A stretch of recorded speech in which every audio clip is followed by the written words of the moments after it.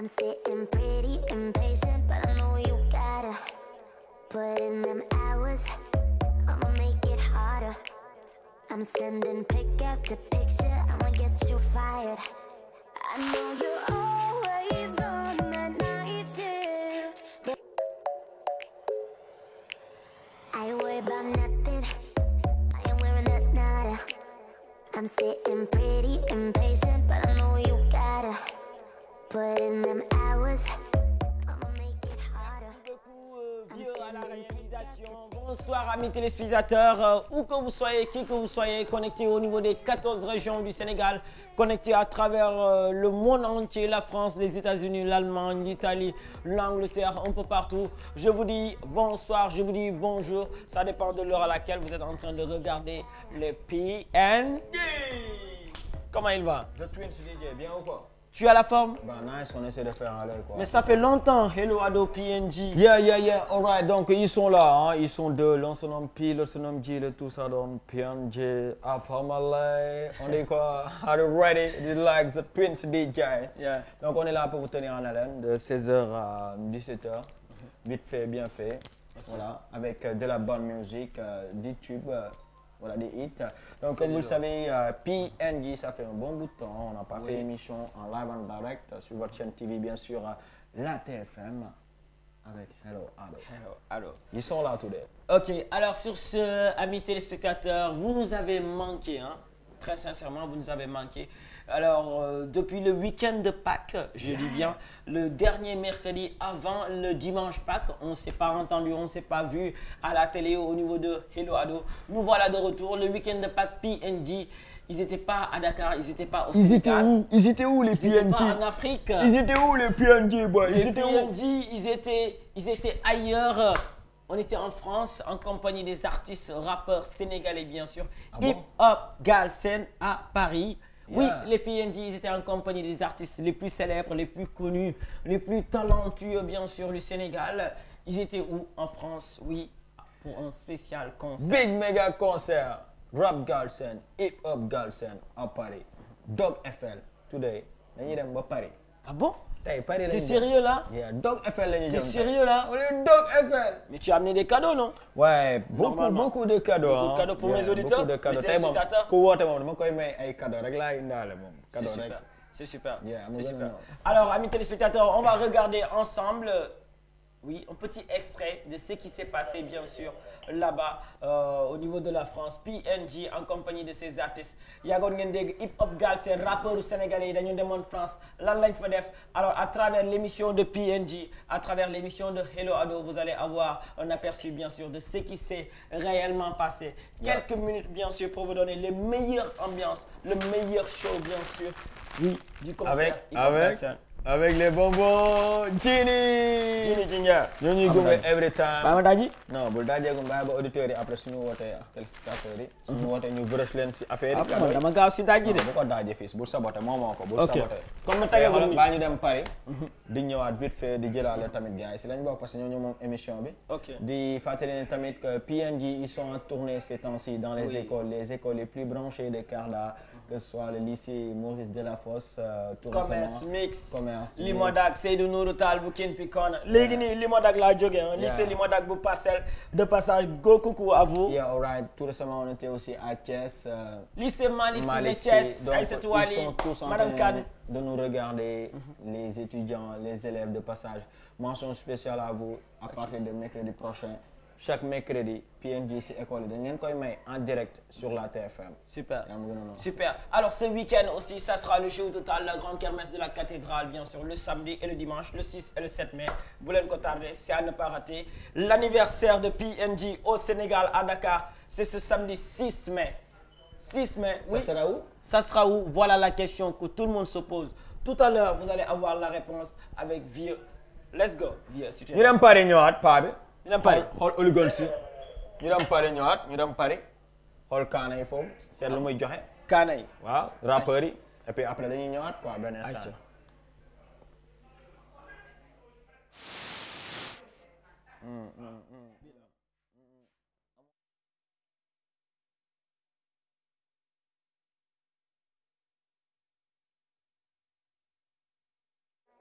I'm sitting pretty. mais ñu benn clip kon. ok donc. Vieux. Make it harder. I'm sending pick after picture. Le nouveau clip de Hamza Dal. L'homme a def. Yes, ça exclusivité lu bees tàkkale donc au plaisir des mélomanes des connaisseurs waa Buzz Lab yéen a ko moom tout ce qui kiffe le rap galsen hip hop donc c'est pour vous today pas mal d'exclusivité de tube tey 100% rap galsen hip hop la ñuy def. Yeah. Donc mention spéciale à lui Hamza Dollar bien sûr. de Gentle boy la Buzz gentle Lab. boy. Mention spéciale pour ce joli extrait, ce joli clip. Félicitations mon frère. Il va revenir bien sûr dans Hello Ado pour vous parler de ce new clip bien sûr. Alors sur ce, si mon réalisateur bien sûr Muntaga su fekkee ne xoolal am nañ ko nice nga yóbbu ñu Paris nice. J'ai envie d'aller en France moi. Yeah, bonsoir, yes, Senegal, are you ready? This is like PNG, The Twins, DJ, PNG à Paris, Rap Galsen à Paris. Donc affaire la ñu wax du yomb, affaire de Kaana la, affaire de hip hop la, affaire de Rap Galsen, made in Galsen. Tey fii du yomb. Yeah, dañuy dem dugg fii xool oligan si coulisses yi quoi gars yi tijjee guñ sax porte yi quoi ñoo ngi Paris laa lay tegal nii yeah, all right ñu xool gars yi naka la ñuy préparer événement bi avant l'arrivée des guests des artistes de renommée bien sûr qui feront le show ñu xool les Parisiens ak les Sénégalais fii gars yi naka lañ koy dundee come on man tur bi naka la Sakura. Yes, naka la man School man. naka ngay préparer tey événement Bah tranquille parce que y a tous les Sénégalais ñu ngi bëggee. ok Yes I. yeah, lan ngay wax hip hop Galsen bi lan nga xalaat ne tey gars yi war nañ ko may fii biir Paris quoi. Yeah man ñu gën a liggéey you know texte yu engagé wax lu xew si dëkk bi just ça. Yeah. Mais noo gisee initiative bi nii gars yi dajale plus de vingtaine trentaine quarantaine cinquantaine d'artistes indi leen fii biir Paris tey uniquement pour faire plaisir. That's cool affaire bu nice la affaire bu nice Sénégalais yi nekk fii mën ci bëggee tamit parce que xam nga dañuy bëggee hip hop Sénégal bu baax dañuy jënd album yi et tout. Yes man. Kan mooy sa artiste yow si gars yi. Ba ñëpp ah. yeah aca comme turu naka la. Ndiasse Mbengue. yeah mais nga naka la man. Ça va naka tey fan nga dëkk Sénégal wala Paris. non Sénégal nag. Pikine yeah man. événement yi moo waral nga comment si quoi. yeah xam nga une histoire jàppale nos artistes sénégalais. naka nga gisee Paris tey engouement bi nii gars yi ni ñu koy waajee nii porte bi nii ambiance bi nii. non Paris falaw affaire yi ça va bien se passer. Bon de toute façon lu Paris namoon la quoi. Vraiment gis les artistes sénégalais ñu ñëw fii di produire. mooy affaire bu nice ñuy remercier au passage les organisateurs. Bon di ñaan que ça se passe bien quoi. Falaw tout est ok. mooy sa artiste yow si gars yi. Non man tout le monde. Alors sans tarder, on demande à tous les artistes bien sûr de caler dès à présent leur son. On va démarrer avec un artiste qu'on ne présente plus qui se nomme tout simplement Sidson. Et demandez sous vos applaudissements bien sûr. You can hate me but I don't care. Always be on my back. You can kill me like I don't care. Soxol lay bon. Soxol lay bon. Faale wu ma la. Soxol lay bon. Soxol lay bon. Faale wu ma la. Faale wu ma la. Faale wu. Faale wu.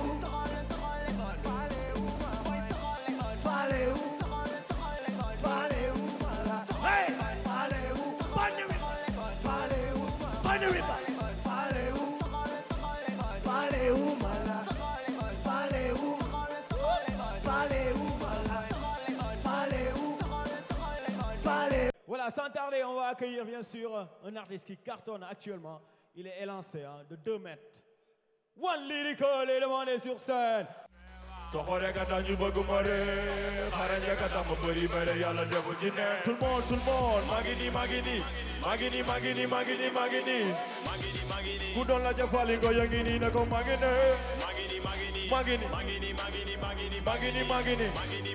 ku doon la jafali ko yangi nii ne ko maa ngi ne rappeur yi ngi fecc daani be rappeur yi ngi fecc daani be resta bi dama ga sugay rappeur yi ngi fecc daani be seeni rappeur yi ngi fecc ay daani be da nga bëgg a rap pour am tur man dama bëgg a doon pour éliminer ñi fi ne di duul lañu mën a tul numéro 1 bi benn la te mi ngi sama tour na nga ñeme ni nga doon tul namatuma dara fi rappeur yi ñëpp mën a duul ana ki nga rey tegaguma benn dama mën a fu na duma sa numéro 12 dem tegu ci tali bi di dawal lu ma naka nga gisee lii nii tey ak lan ngay wax ñi nga xamante ne ñoo organisé tey lii hip hop Galsen gars yi gëmuñu ko woon mais mujjee na am public bi wuyu si nañ. waaw di leen féliciter parce que yombul nga def show xam nga jël ay plus de 30 personnes et quelques affaires yooyu noonu jëlal leen ay billets d'avion xam nga reste seen hôtel et tout ñoo def organisation bi yombul franchement dama leen di wax chapeau quoi chapeau à eux parce que yombul. Ok, alors sans tarder bien sûr, on va accueillir sur scène un artiste qu'on ne présente plus qui se nomme tout simplement Leuz Diwan G. Et demandez sur scène. Tout le monde. Early in the morning, a long way but go because I gotta find my ways alone need to stand up. Get better the one, which makes me know where is the line was left to be done. Li lay boole ci lépp li tax ba duñ la fàtte yaa koy liggéey ay nelaw du la ko may li lay jox nga du fépp fu ko kenn dul xalaate every day am na tool ba war a béy balaa jant bi jóg foog ma jóg tel ko waajal ready to go darkness du yëngoo bu mi la war a dox jël mu njëkk bañ ku mën a jël day better know witness it tomorrow jëf jël la bala wees reccu di ci am yoon bëgguma wee tomorrow di mere kenn ci tout le monde yeewu sel mu gàddu bak takk dàll ke de gaara la wee bu go tout le monde pour fi pour yottu sax jéem a jàll ke zaay we really need to know tout le monde. Yeah, what's up? Hip hop Galsen, rap Galsen à Paris avec Leuz Diwan G naka la man. waaw mu ngi cool mu ngi cool. Hello Ado moo koy vroche lan ngay wax sénégalais yi nga xamante ne teew nañ tey fii wuyu si leen. waaw dañ leen di wax chapeau tout le monde ah cet ba cet parce que yombul du rek France moo ñëw du rek Paris moo ñëw je pense que ne tey France yëpp a fi daje mais tamit Europe yëpp a fi daje parce que am naa ñu ma woo ñu jógee Belgique ñu jógee Allemagne ñu jógee Autriche ñu jógee et cetera donc loolu voilà mënuñu lu dul parce que reconnaissance dafa baax ci doomu aadama mënuñu lu dul delloo leen njukkal. Alors, sans tarder, je vais accueillir sur scène un ami aussi qu'on ne présente plus. Lui, il fait partie des jeunes qui cartonnent actuellement. Let's go man, what's going on? lendemain concert hip hop Galsen à Paris Doc FM lendemain bi mooy lundi Pâques ma sàcc sama benn artiste xam ngeen ko ay wala boo gees waaye jaajëf loolu Galsen wala boo gees waxala gaay Karbala aka the ghost from the dar real truth from Jah Allah affaire bi jameru yow gën a know PNG hello Ado what's up man Sénégal wala wax déjà félicitations donc gis nañ événement bu ngand bi gars yi tànn leen ngeen bokk ci hip hop Galsen à Paris naka ngeen dundee événement bi yéen waa Jameru. Bon waaw événement bi en fait sant yàlla quoi satisfaction la parce que bon ça nous a fait découvrir beneen univers ça nous a fait découvrir beneen ville bu magnifique franchement ñu ñëwee fii nii gis nañ ne bon voilà quoi Paris nekk na benn ville bu extraordinaire quoi donc tamit nekkaat na. gars yi dégg naa ñu ngi si restaurant yi laqatu ñu ngi ci tunnel yi xam rek instant yi nii Paris mooy loolu noonu. gars yi est-ce que dinañ ñibbi sax est-ce que dinañ ñibbi ñoom. gars yi dinañ ñibbi nag parce que gars yi dañuy laajte nag gars yi dinañ ñibbi incha allah. donc waaw événement bi mu nekk benn première expérience bu nice ñu def benn show bu extraordinaire sénégalais yi yëpp jóge si dëkk yëpp ay Allemagne Espagne Italie xam nga ba si ay Danemark am na ay gars yu jóge ay Suède ay affaires yooyu noonu ñëw pour ñu màggal bis bi quoi def ko benn date boo xam ne date bu historique la pour le hip hop Galsen te yaakaar naa ne hip hop Galsen tey démb am na ndam quoi parce que def nañ benn événement spectacle bu amul fenn nice na kon si bégee nañ waa diaspora bi yëpp bégee nañ gars yi kontaan nañ franchement. ok non dañuy ñëwaat daal pareeguñ de. xaaral ma ñëw xaaral dama indaale ay surprise quoi. ana gars yi. ay cadeau laay xoolal déjà ana képp kuy parisien. ata jëlal ma lii waaye sama caméra woomeen bi. kon tey képp ku wane bu ko sàcc nag dégg nga. may Paris la ko nar a may ay cadeau quoi. tey moom képp ku dugg di nga am li nag mooy su tàngee tu vois da nga siy def affaire yi sedd yi ngay dóor gis nga Paris lañ ci bind ici c'est Paris xoolal dama bëri ay cadeau de jus xam nga tegee nii sax affaire bi lii nag mooy non boy fils non man lii laa gën a bëgg balu Paris la booy da nga koy bëgg boy alma zongale waay da nga koy bëgg alma zongale waay boy allez y oh yow ayo boy fils tagal ayo boy xoolal ayo gis nga nu ma téye nii xool gis nga nu ma téye bool bi nii xam nga nu may ana jëlal nu ma téye bool bi nii boy bi ayul fii maa ko gën a weex quoi serana cuune nga mais si bul toj suñu télé bi mooy si ok alors amis téléspectateurs balaa ñuy delluwaat Paris damay jël trois téléspectateurs ma xool ku nekk la war a may am na ay maillot ba dama bëri ay cadeau daal tey am naa tamit ticket d'entrée pour anniversaire PNJ à Dakar ce samedi après la kermesse de la cathédrale PNJ dañuy anniversaire fan lañ koy defee Saraba Night Club waaw Saraba Night Club si damay may tamit tey ticket Saraba Night Club moo ne fu may dégg gars yi nii ay ñoom Pape Diouf di fa dóor nii ay Momo Dieng ay artistes nii di fa yëngal nii. ah mais chaque année dañ koy fêter dimanche Pâques. ren dimanche Pâques mu ñu fekkoon fan. France waaw France lañ fekkoon te concert bi puis de passage maa ngi remercier ñi ko organisé ñoom Djidjak Tafa Sénat Vision ak ñëpp ñi nga xamante ne jàpp nañ tamit si concert bi parce que samedi lañ ko waroon def. tu vois gars yi reporté ko def ko dimanche. embal ma teg ko mais non pas gars yi wuy si nañ donc de passage gars yi gisuñu ko. ñu ngi leen di shut up di leen wax ne affaire bi nice na quoi. donc si kanam dinañ ñëwaat tamit seetaan yeneen artistes yi nga xamante ne. bon dafa am yeneen artistes. artistes yu bëri ñoo yoon foofu presque fa ñoom Zo Dala ñoom Kana Bass ñoom Books Sen Kumpa Simon Jolofolaay tu vois y avait Books aussi Gaston gars yi bëri woon nañ de. ak le break c'est énorme. yeah man. alors 88 le 628 04 05 mon premier téléspectateur ça sera qui la réponse allô bonsoir allô bonsoir. yaa ngi direct wàññil télé bi nga mën ñu dégg. allo. waaw dañuy déglu ak sa portable nga bàyyi télé bi nga wàññi télé bi. waaw d'accord. noo tudd. waaw d'accord. noo tudd. allo. oui ñoo ngi lay déglu paa bi noo tudd. Modou Diagne. Modou fan nga ñu wooyee. maa ngi woowee depuis Ngaye Mekhe. Ngaye Mekhe. oui. Ngaye fan la nekkee.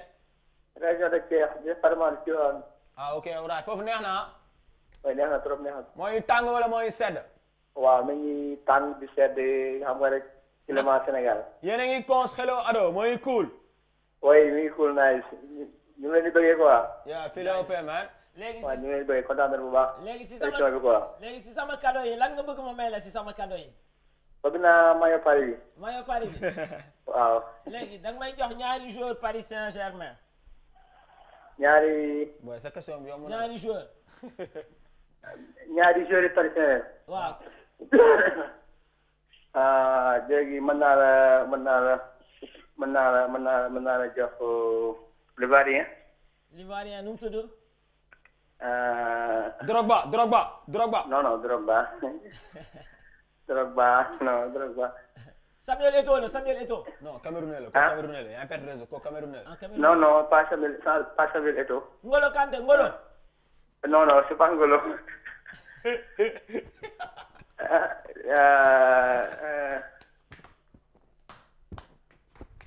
est-ce que waxoo Sadio Mané. non c'est pas Sadio Mané. kon kan ngay wax yow. c'est pas Sadio Mané. kon ci kii est-ce que dama ko posé beneen question bu yam.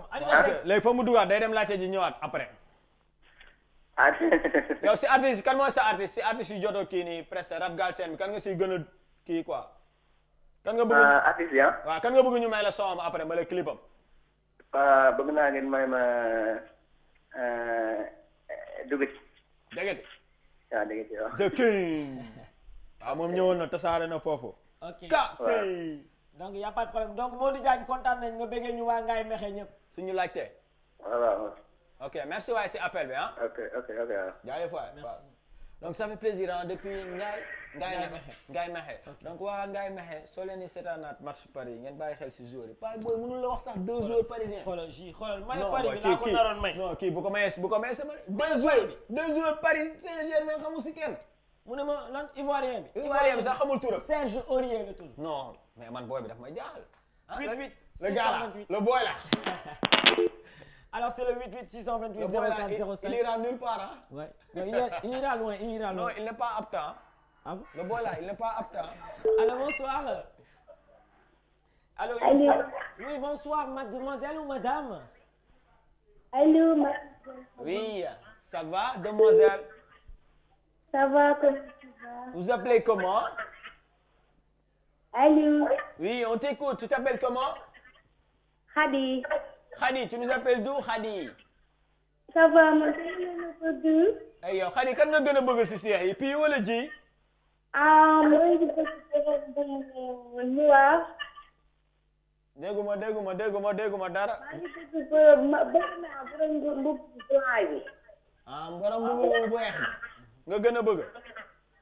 Waa mais dama koy bëgg parce que danga maa neex. Ah, ok, kon yow ñaar ñëpp la neex yow mii mënoo yemale say bëgg-bëgg nii nga bëgg boole ñaar yëpp. Waaw man mën naa ne ni ci jàmm. Waaw. Moom fan la dëkk si? Fan nga dëkk yow fan nga ñu wooyee? Maa ngi dëkk HLM. Ah? Maa ngi dëkk HLM. HLM? Oui. Ñaata nga 10 ans wala 12 ans? Man am naa 12 ans. 12 ans si man kenn ba nga woote laa xam ne baatu bébé mooy woote. Bébé naka la? Bébé Khadija. Bébé Khadija. Waaw dama feccal. Duma la? Feccal ma. Ma feccal la? Oui. Waaw lan nga bëgg ma feccal la? Lan nga bëgg ma feccal la? Feccal ma koobay. Ah? Koobay. Danga may feccal waaye fecc bi. Koobay mais man duma kooba.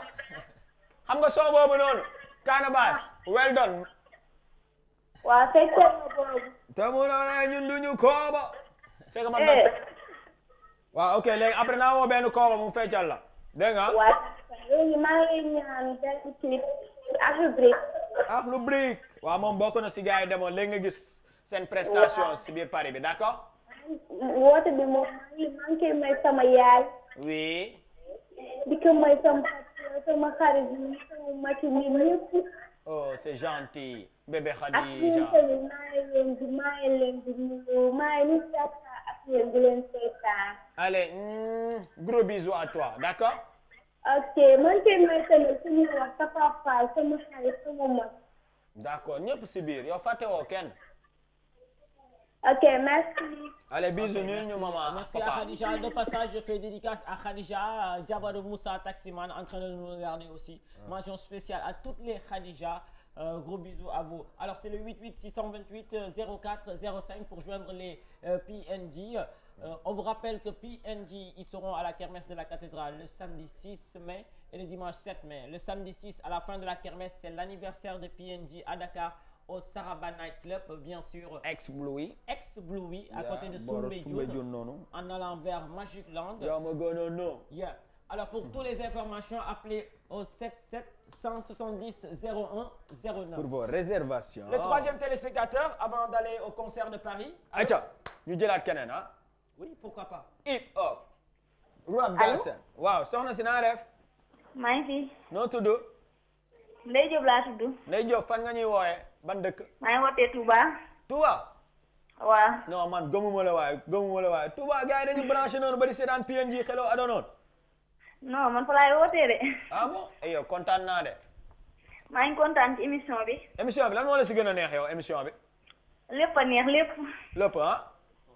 waaw. yow balaa nga fa tey. d'ailleurs sax man démb dama fee woote woon ci émission seetu bi. ah. waaw tonton Cheikhou Gueye mayoon ma 15000 francs CFA te jotaguma dara. kan moo la ko mayoon si gars yi. tonton Cheikhou Gueye. tonton Cheikhou Gueye mooy Sanex. ok. waaw. Sanex. Alors ne quitte pas, donc vieux dina la jox benn numéro de téléphone boo xamante ne foofu ngay récupérer sa 15000, d'accord? waaw d'accord waaw. bu raccrocher. kon yow 15000 yi après loo koy def. donc elle est en train de parler avec vieux dina ko jox numéro boo xamante ne foofu lay mën a amee 15000. Sanex yow tamit wari ko 15000 am. benn instant. wari ko ok alors c'est le 88 628 04 05 allô. bu ko def sa poche. allô. oui bonsoir. allô bonsoir. bonsoir. oui. ça va. Ça va, mademoiselle, c'est comment le nom? Sophie. Sophie from? Allô? Tu m'appelles d'où, Sophie? Tu m'appelles d'où? Ouest Foire. Ok, Sophie va bien? Oui, je vais très bien. Qu'est-ce que tu fais dans la vie? Tu travailles ou tu étudies ou bien tu es élève? Je travaille, j'étudie, je fais tous les deux. Ah bon? Bravo!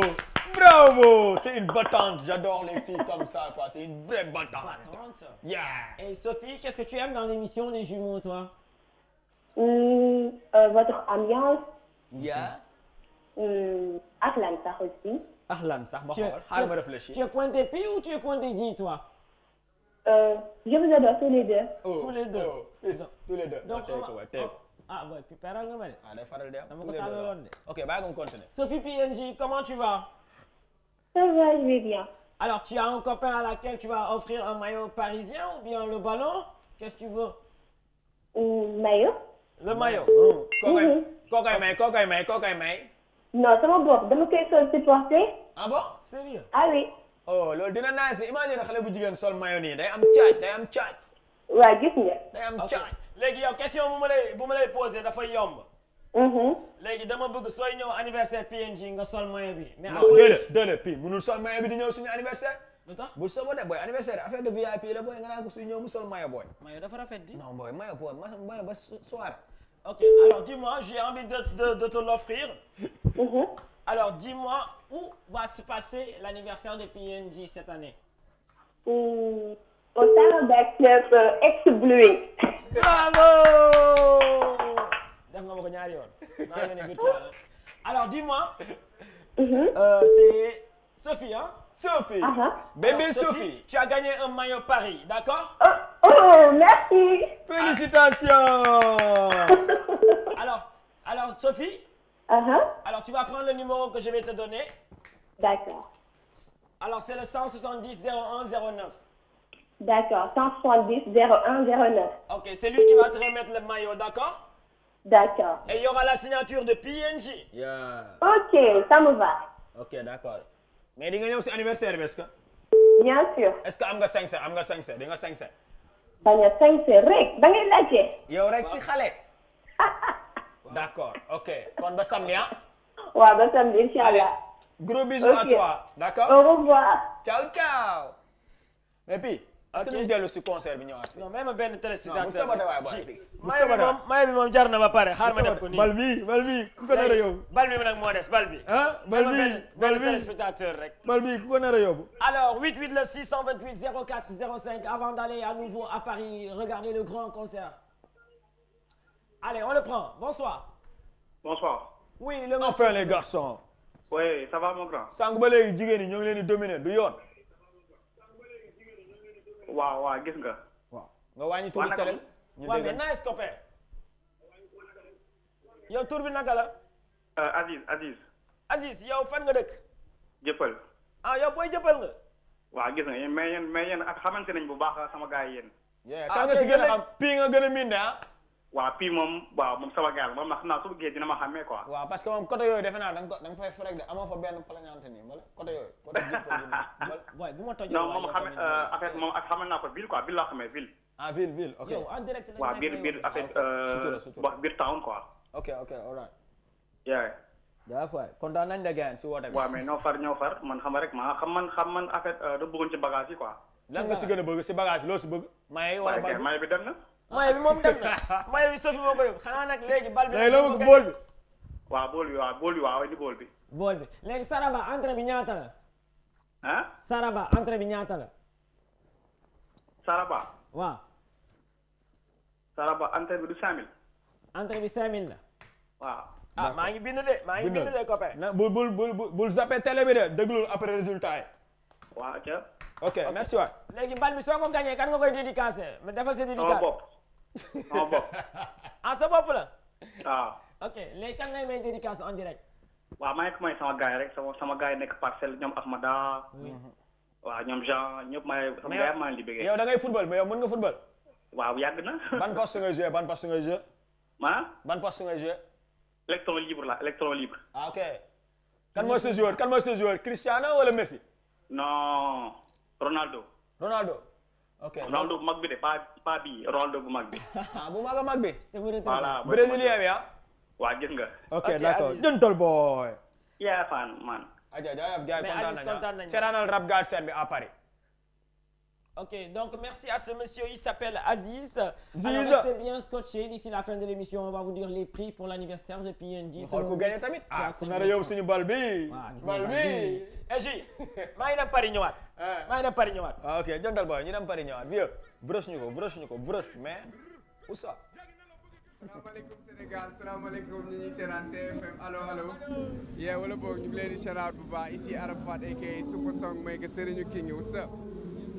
Comment naka la. What's up mu ngi cool. naka Paris bi. yeah sant alhamdulilah. naka voyage. yeah mu ngi doon cool nice. Déjà kala what's up. mais lan ngay wax sénégalais yi lay seetaan pour une première hip hop rap Galsen à Paris. noo gisee événement bi. oh yeah di rafetlu initiative bi de Senar Vision. di leen féliciter aussi di leen encourager encore une fois ne c'était pas évident que ni nag di leen wax ni am na réussite te ñu ngi ñaan mu gën a dem kanam quoi di wax waa Sénégal des na yeneen ak lu brique est arrivé. Inch'Allah bientôt dina yéeg sur scène pour war a mën a pëndal fii nii. tey lan ngeen di may parisiens yi lan ngeen di may sénégalais yi nga xamante ne dañu jóge fu ne ñëw pour teew tey pour hip hop Galsen. yeah xanaa doon leen wax rek que ni Serigne Mbour la Serigne Dakar ak Serigne Louga mais cette fois-ci Serigne Mbour Serigne Dakar ak Serigne Paris ñoo teew fii.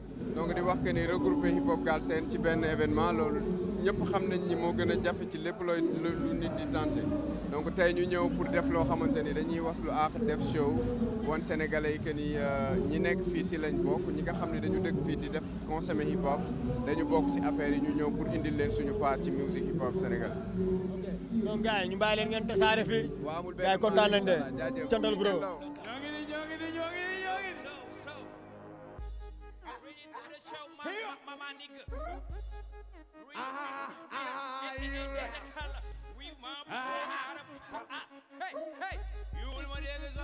Okay, ana ñu koy invité. Everybody, everybody,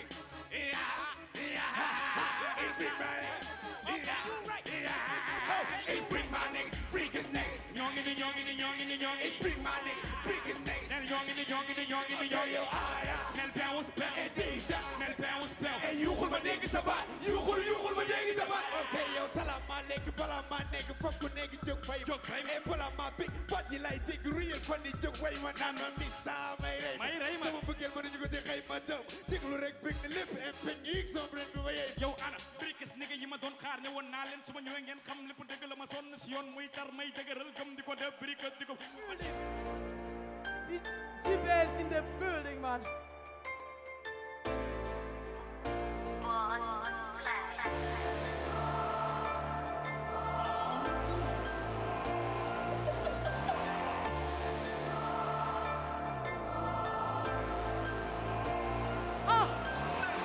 Blah blah blah blah blah blah blah blah. Du ñu wax ni seen yoon nekk yàq der moo leen gën a lekk. Blah blah blah blah blah blah blah blah. Amatuñu fu ñu nekk ñoom toog di wax moo leen gën a lekk. Kañ la sa mboote di àgg kuy kañ ngay kopp ni doomatul. Kañ la sa bëti di xëppi si dees ne amatuma jotu perte temps. Man duma jël be di xëccoon daa rek wax duma tontu j'ai pas le temps. kañ la arbitre bi di siffler ngeen yàbbi sama tur te jël mi temps. dafay dóori waar. maa ngi sama koona di fa béy waar. kuy guddee te di teel a yeewu nootu am sa temps. fu pensé que ça geste ne di gee des atena.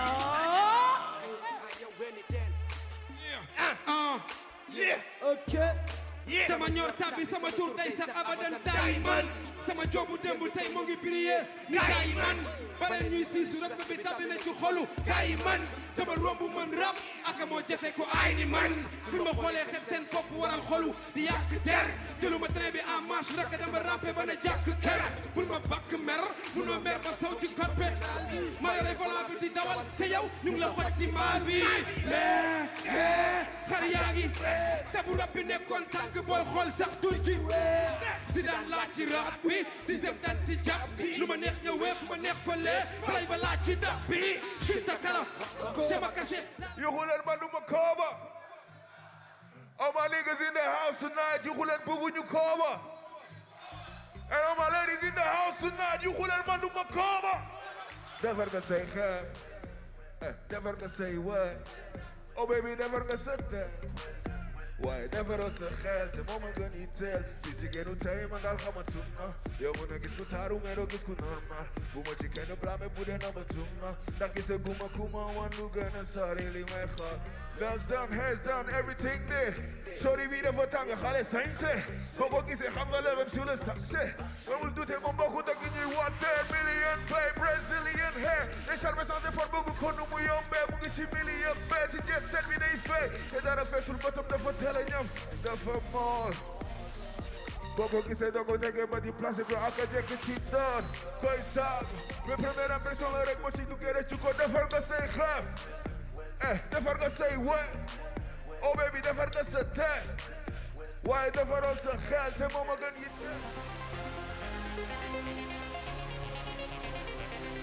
yow may suñu caatu kër sama xol mënul bañ a yaatu mbër ma génn ci mbedd bi jël maa joxal nit ñi ndax mënu mu woon nekk suñu baatu kër ah bul xeeb sama géy lii fo bi tax nga foog ne boobu si géy liir e doka fe la mais wala ma gis ca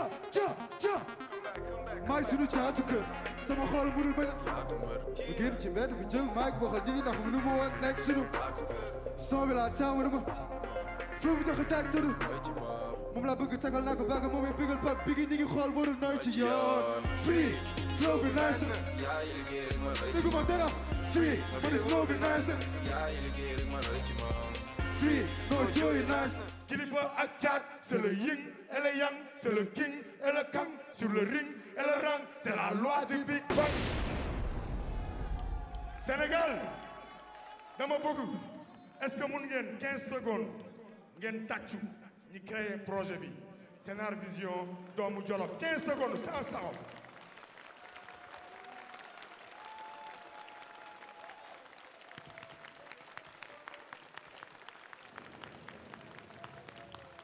Sénégal 15 secondes pour ngeen tàccu benn jigéen bu deful rap mu jënd 15 billets muy Viviane Chidid 15 secondes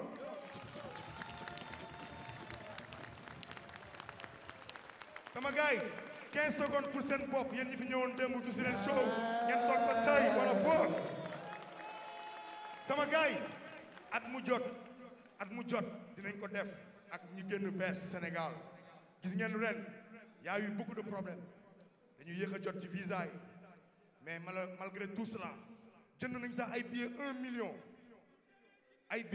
million organisateurs yi woo nañ sax ñu réservé woon seen ay billets ne leen est-ce que yow mënoo ñoo may suñu ay artistes dem ñu fay la 100 000 nga toog xaar ba ginnaaw suba ça sama gars yi du lu yomb n'est-ce pas gars yi on a entendu plein de choses ñuy jiñ gars yi plein de trucs ñun on n'est pas là pour être l'avocat du diable mais dëgg bu amee dañ koy wax n'est-ce pas sama gars yi góor jàpp ci góor mu jëm kanam wala boog mais est-ce que Sénégal neex na est-ce que Sénégal neex na non attends fii am na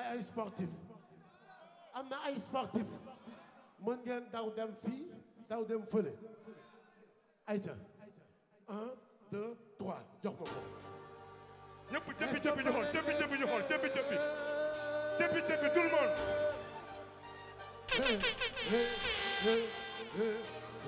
fële la rek pare ngeen est-ce que pare ngeen àll bi ngeen naa tooy dañ tax gaa ngi booy duur gaa ngi yooy maam aar ñu tey yóbbukat bi sooy bàyyi dox ba yooy njaboot gaa ngi jooy sax ñu naatal xaru àll bi ngeen naa tooy dañ tax gaa ngi booy duur gaa ngi yooy maam aar ñu tey yóbbukat bi sooy bàyyi dox ba yooy njaboot gaa ngi jooy sax ñu naatal xaru sama gaay yeewoo yendoo fanaane tout le monde non yeewoo yendoo fanaane tout le monde everybody yeewoo yendoo fanaane kilifa ni la sa baay bàcc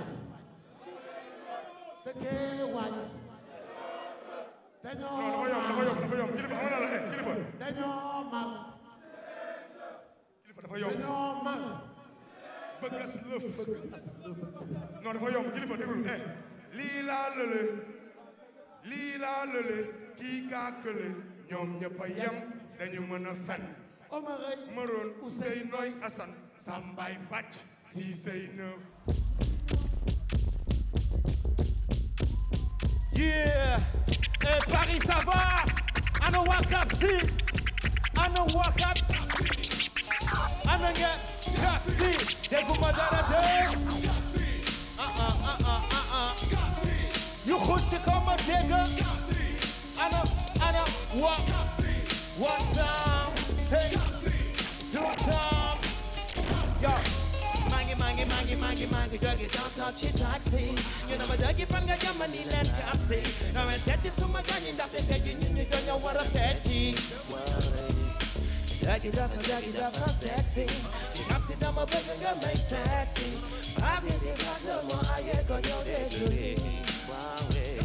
Red boy, I'm a little jug like representing a teddy set like gun make up see them, but you with a jug yo.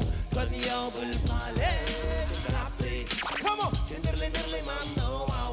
Bull pale, come on, nearly not city, no wow. Hey yo, say Capsi, you could see count of my digger.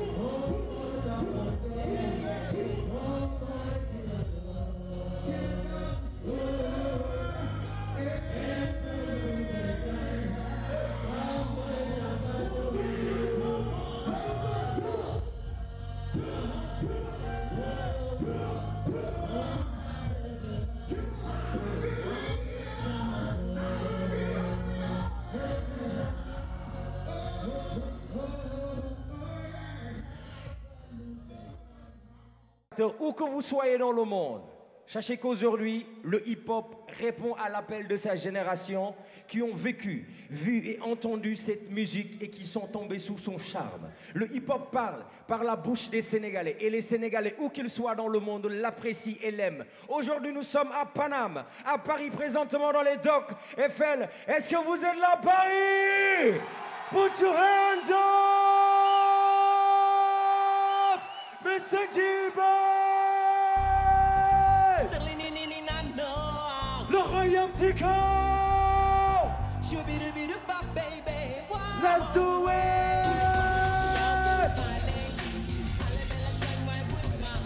Walla, walla, walla, Poggia!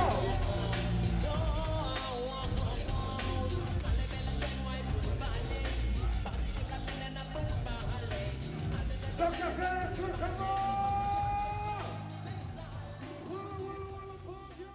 Sip, les singles.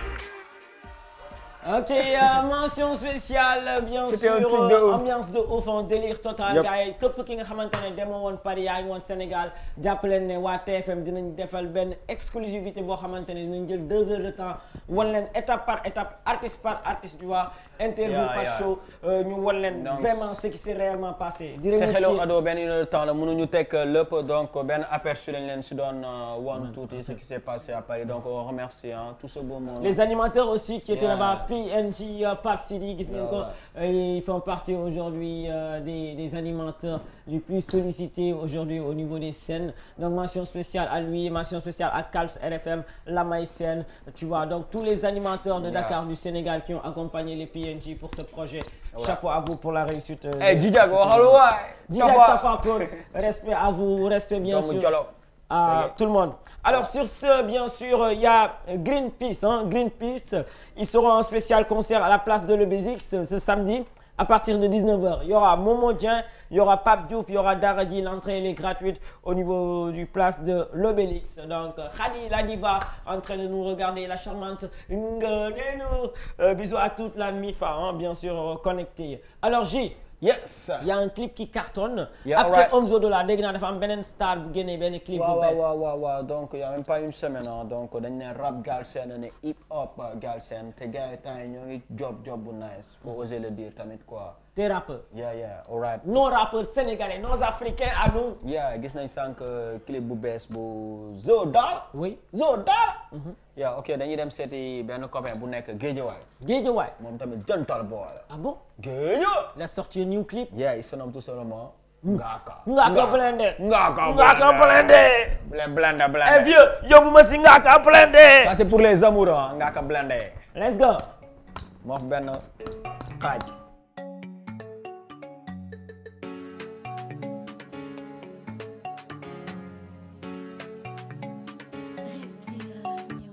Wuru dëgër waroo sama bopp. Hey boy, start from the bottom, now we on the top now. Oh yeah, succès gént naa la ndeke seen ko. Cakal. Ouais, mais dis. Coucou Snap. Alors c'était Ngaaka Blindé gars yi gis ngeen Omzo Dollar lu bees la génne Ngaaka Blindé lu bees la génne balaa may tëj sama émission tey. dañ leen may tamit Dip Doundou Guiss yi. war na mën a vieux moom fan si Dip la xam naa moo tax waaye newoon naa la Dip bi moom la ñuy tëjee bul saboté yow tamit vieux. vieux yóbbu ñu si Dip bu bees bi ñu ñëwaat yóbbu ñu si Dip bu bees ñu dem. aja let's go.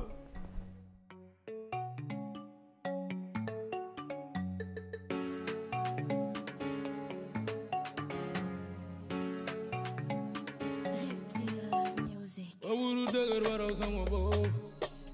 Hey boy, start from the bottom, now we on the top now. Oh yeah, succès gént naa la ndeke seen cauchemar. Góor ñu may braqué fépp nigga gauche droite. Ndeysaan. Hey, it's not for me. When I say this is mine, oh, it's not for me. When I say this is mine, oh, it's not for me. When I say this is mine, bro, it's not for me. It's not for me. Mon ami mon frère. Mon ami mon frère, mi amigo.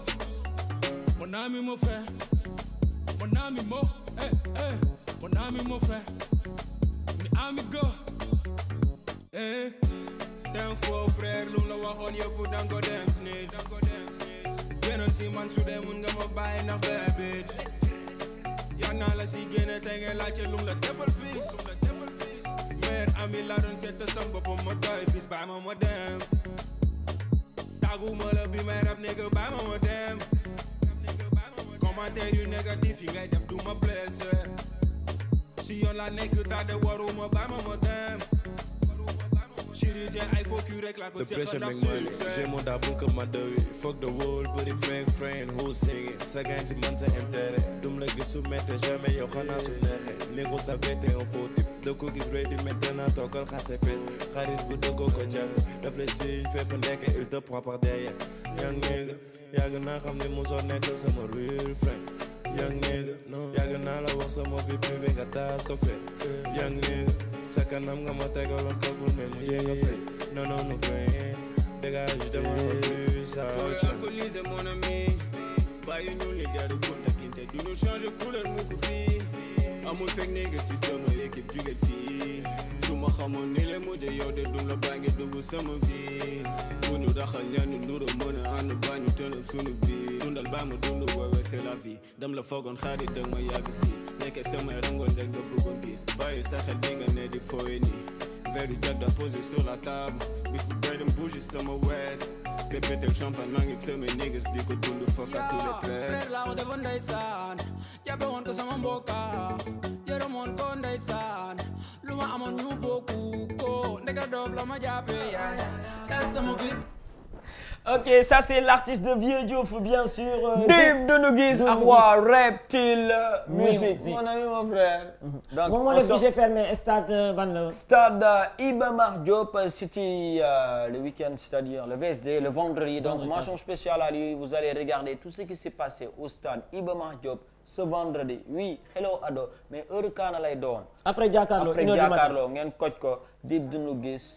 Donc, hello, Ado. Ok. Donc, Stade Iba Mar. Alors, amis téléspectateurs, on est au terme, à la fin de l'émission, bien sûr. Non, c'est fini. C'est fini. Non, t'es sérieux là. Non, alors, moi, j'ai une question pour mes téléspectateurs.